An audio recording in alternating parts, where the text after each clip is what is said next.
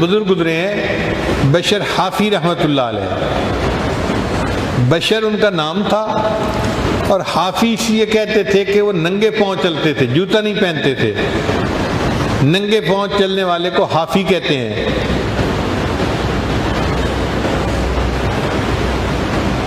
قرآن مجید میں بھی یہ لفظ ہے حافین من حول العرش, کہ فرشتے جو ہیں وہ ننگے پاؤں اللہ کے عرش کا طواف کرتے ہیں. یہ بشر حافی شرابی تھے, غفلت کی زندگی تھی. اللہ کی شان دیکھیں, ایک دن نیم بے ہوشی کی عالم میں چلے ہوئے جا رہے تھے کہ انہوں نے زمین کے اوپر ایک کاغذ پڑا ہوا دیکھا. اٹھا کے دیکھا تو اس کے اوپر اللہ کا نام لکھا ہوا تھا. تو عجیب لگا کہ میرے اللہ کا نام اور زمین پر پڑا ہوا ہے. انہوں نے اس کاغذ کو صاف کیا اور ایک دیوار میں اونچی جگہ تھی وہاں پر اس کو اوپر رکھ دیا.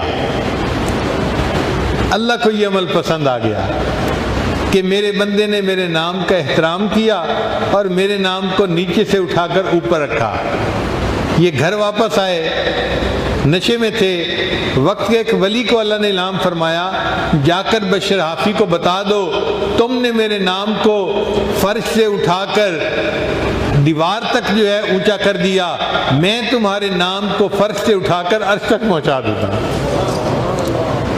یہ خوشخبری ملی اور دل کی حالت بدل گئی. اسی وقت شراب سے توبہ کر لی اور نیکی کے راستے پر آ گئے. پھر اس کے بعد اولیاء کی زندگی گزاری. عجیب بات تھی کہ یہ جوتا نہیں پہنتے تھے. کسی نے پوچھا کہ حضرت آپ جوتا کیوں نہیں پہنتے؟ فرمانے لگے جب میں نے توبہ کی تھی تو جوتا نہیں پہنا ہوا تھا. پھر توبہ کرنے کے بعد میں نے قرآن مجید کی تلاوت کی تو اللہ نے قرآن مجید میں فرمایا وَالْأَرْضَ فَرَشْنَاهَا فَنِعْمَ الْمَاهِدُونَ, اللہ نے زمین کو ہمارے لیے فرش بنایا ہے. اب مالک الملک نے جس کو ہمارے لیے فرش بنایا, اس فرش کے اوپر جوتے سے چلتے ہوئے مجھے حیا آتی ہے, میں اس لیے جوتے نہیں پہنتا. تو ننگے پاؤں زندگی گزار دی.